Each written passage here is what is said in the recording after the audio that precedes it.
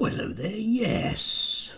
We weren't supposed to be. We learnt too much at school. Now we can't help but see that the future you got mapped out is nothing much to shout about. Oh. Yes. Sunday, another 12 scandals. Yes, the press and general media, the right-wing media, is full of libertarian stuff today. Particularly the idea of you must go back to work. None of this working at home business anymore for you. Yes, we must go back to where the economy was. Do you remember 2 years ago when the economy was absolutely booming and there were no problems at all?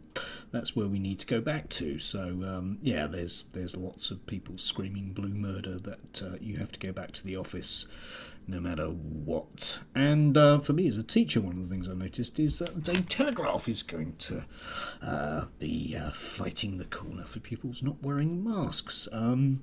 Oddly, at the weekend, the Education Secretary said that that schools would have to ask him sweetly if they could insist on children wearing masks. He has no legal power to do that whatsoever, but I think the idea with that was that it will arm those libertarian lovelies with the idea that he does. And yes, the Daily Telegraph says that you can get a nice template lawyer letter. So good luck with that, libertarian parents.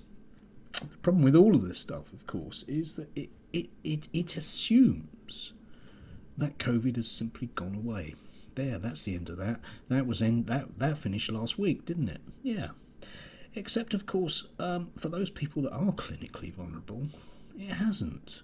I work with a young person whose parent has cancer. You're going to insist that person comes to school, doesn't wear a mask, is surrounded by people that haven't got masks on, and has to spend their days worrying about taking COVID home to a vulnerable parent. What a good idea. Yes, I'll get my lawyers onto it, shall I?